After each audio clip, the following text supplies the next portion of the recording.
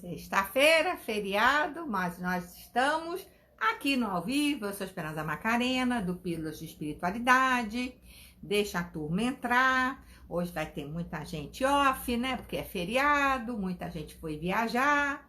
Mas nós seguimos aqui no Pílulas de Espiritualidade. Boa tarde, Gilza, como que você tá? Aí eu preparei um material para a gente falar hoje sobre oração, que eu acho que sempre vale a pena para a gente pensar em fazer nossas orações, né? Com consciência, refletindo, pensando como que deve ser. Boa noite, Thaís. Boa noite, Elaine.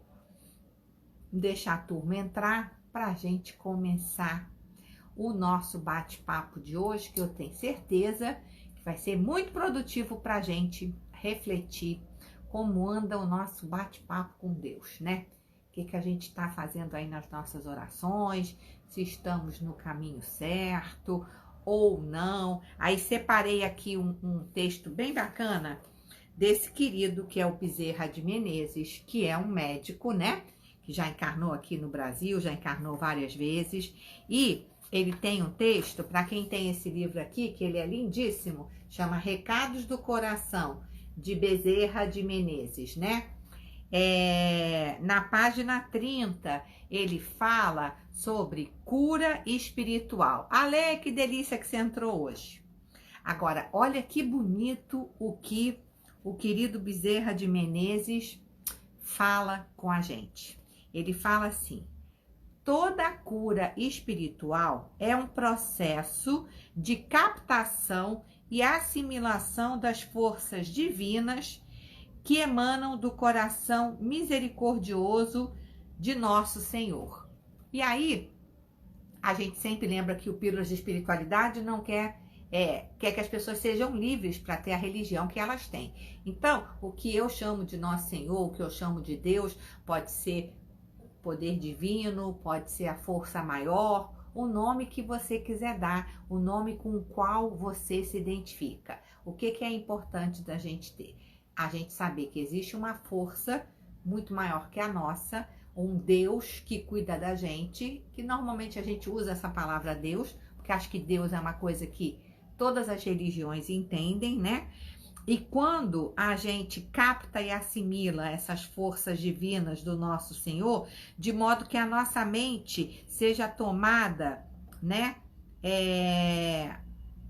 Quando a gente está falando com Deus e a nossa mente está tomada de pensamentos de revolta, de incredulidade, de medo e de tristeza, a gente não vai conseguir sintonizar com as ondas curativas que caem como cascata de luz dos planos celestiais. Então, não adianta a gente só estar rezando, sendo que Deus tem um open bar de cura, né? Caem cascatas divinas. Olha que coisa poética que ele fala aqui. Cascatas de luz que caem dos planos celestiais, mas quando eu estou rezando, eu estou rezando com o coração aberto, pronta para receber essas cascatas de luz maravilhosa que Deus manda pra gente, ou eu tô rezando com revolta, sem acreditar, com medo, com tristeza, né?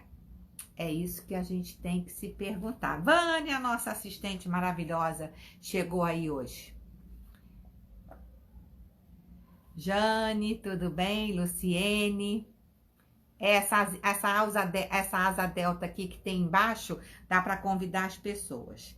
Então, na Terra, o enfermeiro não logrará fazer a medicação intravenosa se o paciente permanecer agitado, inquieto ou temeroso. Olha que comparação que ele dá maravilhosa, Bezerra de Menezes. Nós somos, por exemplo, um paciente que está hospitalizado, aí chega a enfermeira para fazer um soro na gente, para aplicar alguma coisa na nossa veia, e a gente está se debatendo.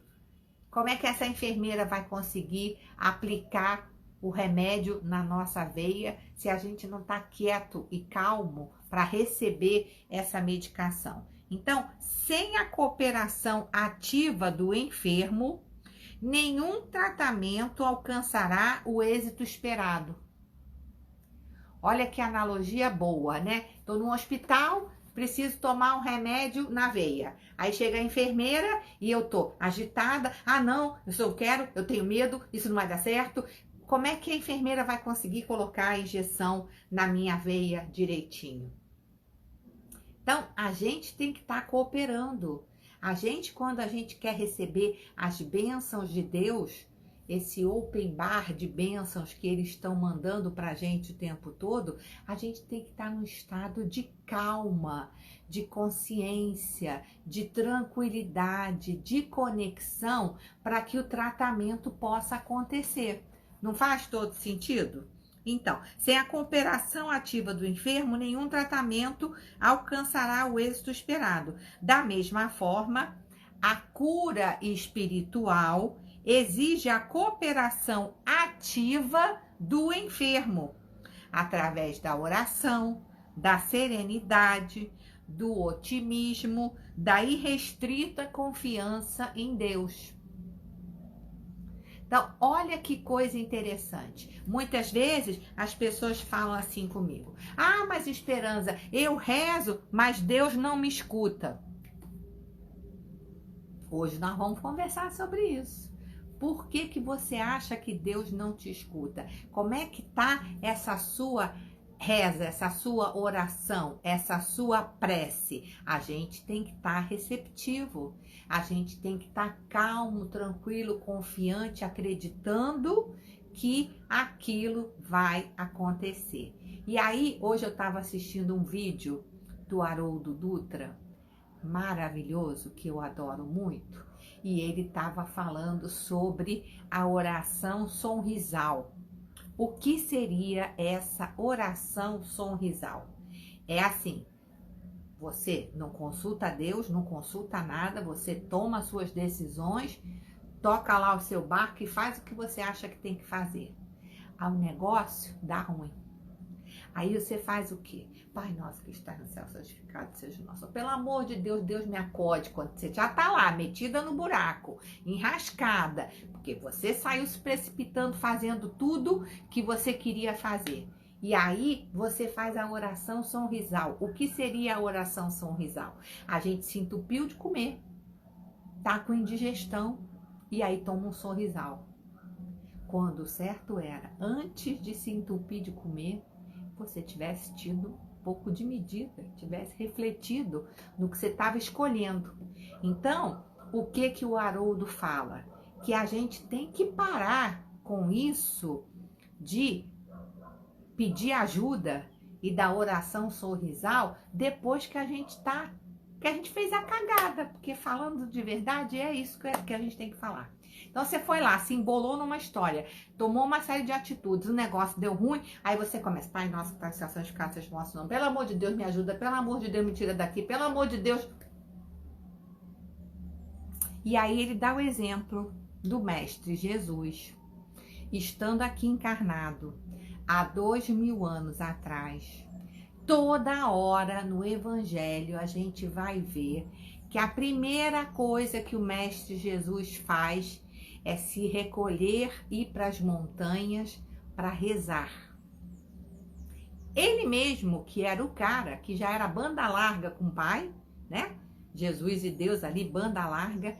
Jesus não tomava uma atitude antes de se isolar, ir para o Monte das Oliveiras, ir para a montanha que tivesse ali perto dele para rezar. E aí o Haroldo compara os discípulos do Mestre Jesus, que na sua maioria eram pescadores, né? Que acordavam super cedo. O que que eles faziam? Acordava cedo, o pescador tem que acordar muito cedo, 4 horas da manhã, já ia lá para o barco, começava a preparar as redes e tal, para começar os seus afazeres, e ninguém rezava. E, enquanto isso, o Mestre Jesus tinha acordado bem mais cedo e já tinha ido para a montanha rezar. Então, qual que é a jogada? É a gente, assim que acordar, rezar e pedir a Deus para que a gente tenha um dia bom, para que Ele nos oriente nas nossas escolhas, para que Ele passe na frente sempre de nós, nos orientando do que fazer.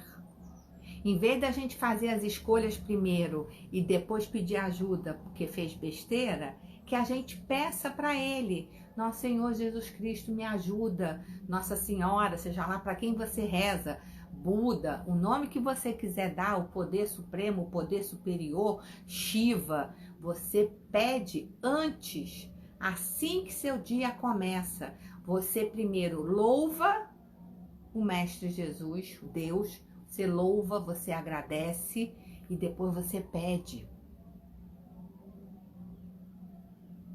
Né? Jesus veio aqui exatamente mostrando tudo como a gente tinha que fazer. E caramba, passa 2000 anos e a gente ainda não entendeu. Então, a gente acorda, qual a primeira coisa que a gente faz? Pega o celular para ver o WhatsApp. Só que não, a gente antes de mais nada, antes de começar os nossos afazeres, de sair da cama e fazer seu pipi e fazer o seu café, enquanto você ainda está deitada na cama, você para 2 minutos, 3 minutos. É impossível você dizer para mim que você não tem tempo. Tô nem pedindo para você ir para a montanha como o Mestre Jesus ia. Você para e dedica o seu dia. Você para e confia, né? Você para e louva a Deus, ao seu Deus, aquele que você acredita.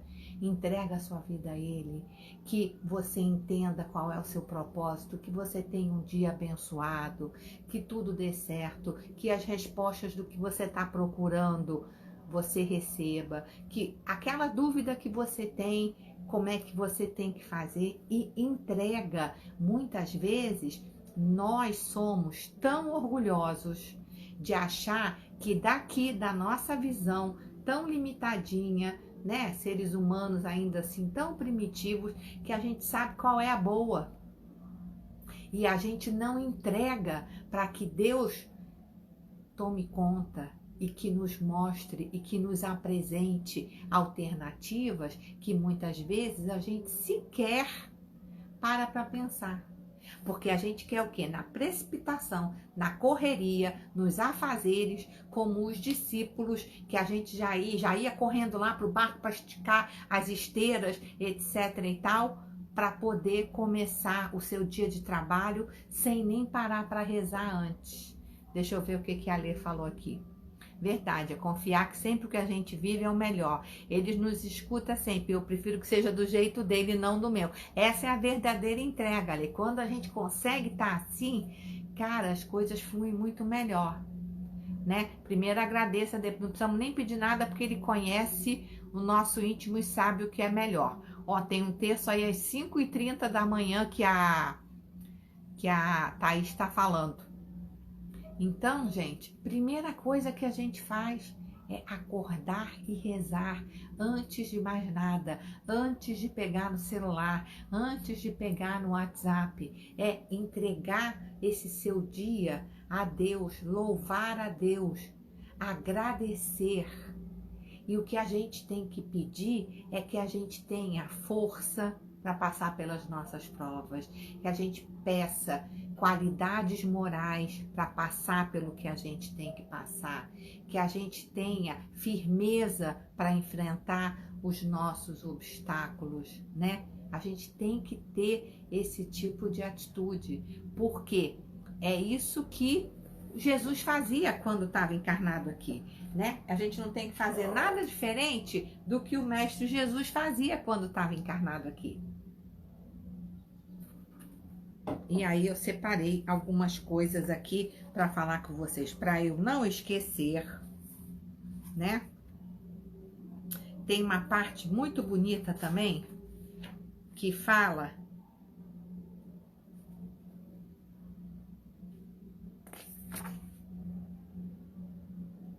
que a prece é como se fosse um refúgio da alma.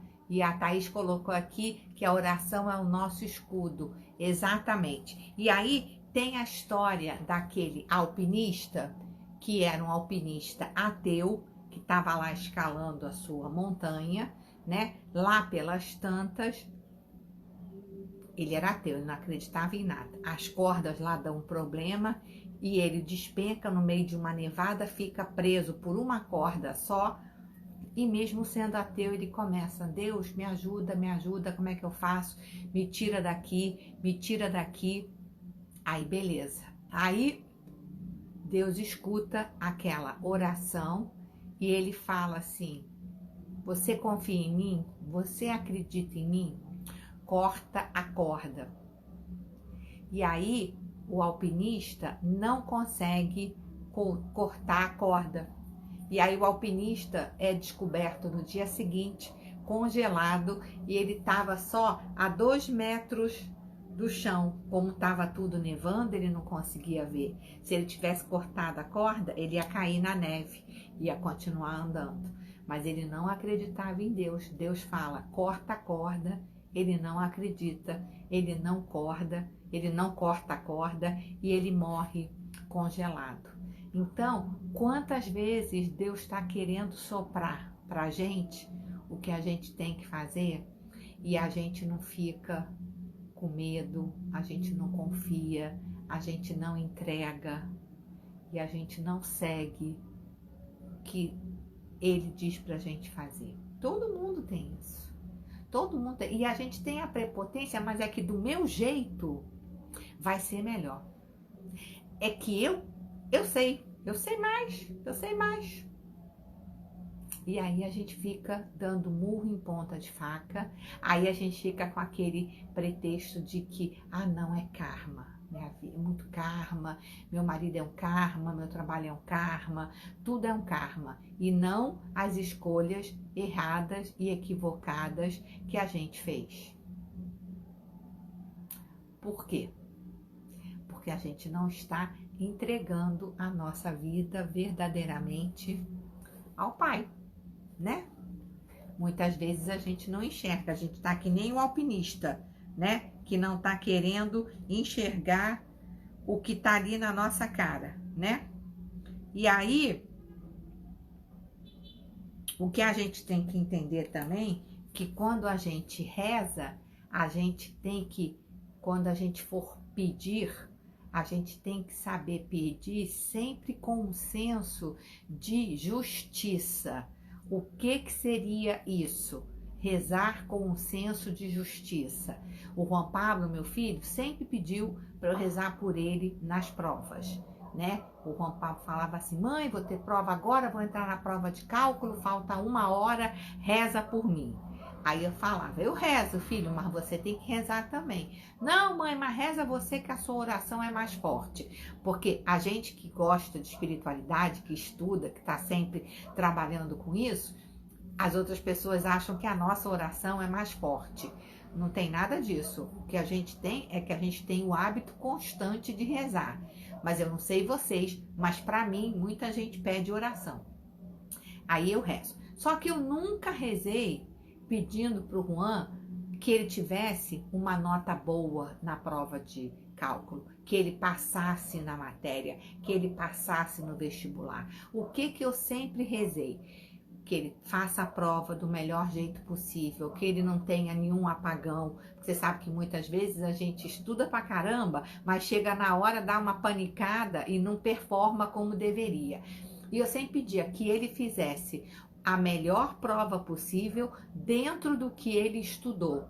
Porque é justo eu pedir para ele passar numa matéria se por acaso ele não estudou o suficiente? Não seria justo. Então, assim, pede para eu ganhar na loteria. Isso é justo? Esse tipo de oração, esse tipo de prece não faz sentido. O que a gente tem que pedir é que dentro daquilo que você fez a sua parte, você consiga desempenhar muito bem. Não fazer uma prova de vestibular, vai fazer uma prova para concurso, vai fazer uma prova de qualquer coisa, que você tenha calma para fazer a sua prova, que Deus te dê tranquilidade para interpretar bem aquelas questões, que você não fique nervosa, que você não fique com dor de barriga, que você possa fazer a melhor prova possível dentro do que você estudou. Pronto, isso é uma oração justa. Então, nas nossas orações, a gente tem que pensar em justiça, porque do mesmo jeito que o Juan está fazendo prova de cálculo, tinha lá várias outras pessoas fazendo prova de cálculo. Por que que ele teria o direito de passar e os outros não, sendo que às vezes os outros estudaram mais? Não, que seja um resultado justo. O que que a gente pode pedir?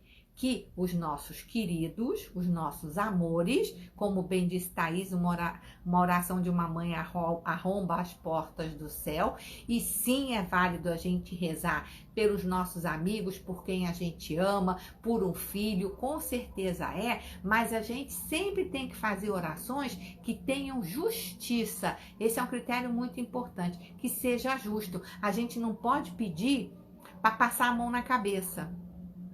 Entendeu? A gente não pode pedir para passar a mão na cabeça. Ah, vai fazer uma prova de carro para fazer autoescola, né?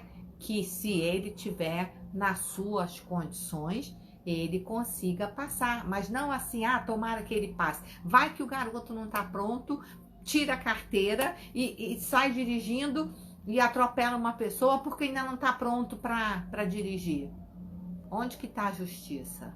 Então, quando a gente for fazer as nossas orações, os nossos pedidos, que sim é válido pedir, se a gente já tiver louvado a Deus e se a gente já tiver agradecido a Deus, aí a gente pede. Então, a primeira coisa é, como o Mestre Jesus falava, vai para a montanha rezar. Ou seja, vai para um lugar que vocês, em casa, no seu cantinho, na sua cama mesmo, ou se você acorda e vai rezar no seu jardim, louva a Deus primeiro, dedica o seu dia a Ele, depois você agradece por tudo que você tem e depois você pede. Mas quando a gente for pedir, que a gente peça com justiça, que a gente peça o que for melhor para mim, porque muitas vezes a gente vai fazer uma prova para um trabalho e a gente fala assim, ah, eu queria tanto esse emprego, Senhor, eu queria tanto passar nesse concurso.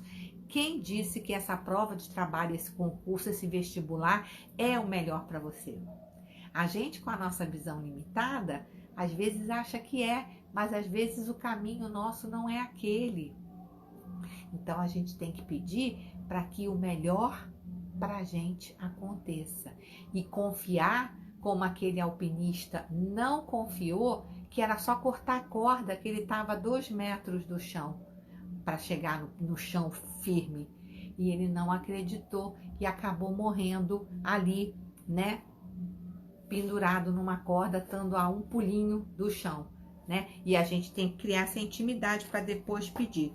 Perfeitamente, é isso mesmo, né? E o que a gente tem que pedir sempre pro Mestre Jesus é isso, que nos dê força para suportar as nossas batalhas, que nos dê clareza para a gente entender que caminho a gente tem que seguir, que Ele, como é Deus e Ele está aqui em cima, né? Olhando a nossa vida aqui do alto, Ele tem muito mais visão do que a gente. E a gente tem que se comportar quando está rezando, não como um paciente indisciplinado que vem a enfermeira aplicar o negócio na nossa veia e a gente fica se debatendo. Eu tinha uma professora de balé que ela falava assim, gente, vocês têm que entregar para Deus e não pedir de volta, porque a gente muitas vezes diz que está entregando para Deus e fala assim, ok, Senhor, no seu tempo que aconteça isso, isso e aquilo. E no dia seguinte já está assim, tá demorando muito, não? Não tá já na hora de acontecer aquilo que eu te pedi ontem?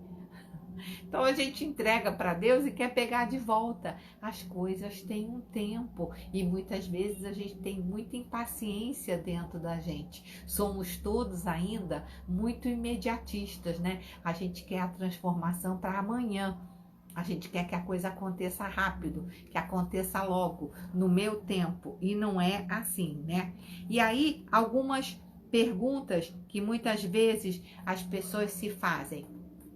Eu posso rezar por outras pessoas? Sim, podemos e devemos. Podemos fazer intercessão pelas pessoas que a gente gosta, que a gente ama, que a gente tem consideração, que dê tudo certo. Quando a gente reza por outra pessoa, a gente está mandando as nossas melhores vibrações para aquela pessoa também. e sim, é válido. Outra pergunta, eu posso pedir pelos mortos, pelas pessoas que já desencarnaram? Sim, só que a gente tem que ter só um cuidado quando reza pelas pessoas que já desencarnaram, para a gente não ter aquele sentimento de, ah, meu Deus do céu, tá chegando o Natal. O Natal era tão bom quando minha mãe e meu pai estavam aqui. Ah, como eu sinto falta do meu pai e da minha mãe. Ah, que o Natal não tem mais graça sem eles. Aí não é legal, porque aí a gente está atraindo as pessoas que são os nossos afetos, que continuamos ligados com eles, não é o fato deles estarem desencarnados que tira essa ligação. Eles não estão mais aqui no plano da matéria, mas eles continuam ligados com a gente no plano da nossa emoção, da nossa energia, do nosso amor. Então, a gente tenha cuidado que a gente, quando for pensar nas pessoas que desencarnaram, que a gente ama, nossa, hoje estou lembrando tanto da mamãe, que ela fazia essa receita e tal, mas eu tenho certeza que você está bem, mãe. Lembra sempre que eu te amo. E toca o barco. Não fica atraindo a pessoa para você, porque você atrasa o caminho dela. Lembra quando a gente assistiu o filme O Nosso Lar? Quando ele foi ver lá quantas pessoas tinham rezado por ele, só tinha uma pessoa que tinha rezado por ele. Então, nossas orações pelos que desencarnaram são muito bem-vindas. Da gente lembrar, hoje seria aniversário da mamãe, hoje seria isso, mas sempre lembrar com uma alegria, sempre lembrar das coisas boas que a gente viveu e não com essa coisa de eu queria que você estivesse aqui. Quando a gente tem esse tipo de pensamento, aí não é legal, nem pra gente e nem pra eles, né? Eita, ferro que tocou o interfone aqui. Deixa eu só acabar aqui de falar que a força da prece é um sentimento que não importa nem as palavras e nem a duração. Eu posso fazer uma prece rápida e ela ter muito valor, e eu posso fazer uma prece escrita por mim mesma. Não preciso fazer um Pai Nosso, uma Ave Maria, uma Nossa Senhora. Você pode fazer a sua oração. Tem até um exemplo que o garotinho fala assim, eu queria fazer uma oração e ninguém dava tempo dele fazer. Aí ele fala, não, eu queria fazer uma oração. No final deixam ele falar, eu queria dizer para Deus que eu amo ele muito. Pronto, foi a melhor oração da noite. Ele estava louvando ao Senhor. Ele fez aquela oração de louvar a Deus. Gente, eu vou ter que... 1 minuto que eu vou ter que atender esse interfone aqui. Só 1 minutinho que não para de tocar.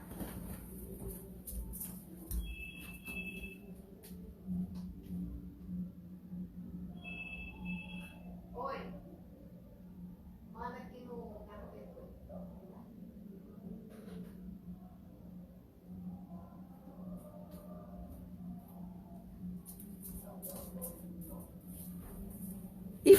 E por falar em oração, boa noite, Marcinha, tudo bem? E por falar em oração, gente, vou ter que interromper aqui, porque tá chegando aqui uma encomenda, eu tô sozinha em casa e vou ter que receber. Então, espero que vocês tenham gostado do nosso bate-papo de hoje. Que a gente reze sempre, levando em conta tudo isso que a gente falou aqui. Vou deixar salvo para quem perdeu, porque sexta-feira é um dia que tem sempre menos gente aqui, né? E não vou nem poder fazer uma oração, vou fazer uma oração curta que nem o menininho lá do Centro Espírita, né? Só lembrando ao Mestre Jesus, a Deus, a Nossa Senhora, que a gente ama eles muito, que a gente honra o fato deles serem os nossos cuidadores e os nossos amores, e que a gente entrega a nossa vida à vontade do Pai Maior, porque Ele sabe melhor do que nós o que nos convém e o que é bom pra gente. Beleza? Então é isso, meninas. Um beijo grande. Boa noite, Márcia, Thaís, as guerreiras aqui que estão todo dia aqui. Ale, adorei a sua participação. Vânia, Fernandinha, Elaine, Rose, Rosângela, Rogéria, Nina Rose, Jane, um beijo grande e nos vemos na segunda-feira, beleza? Beijo. Até segunda. Bom fim de semana.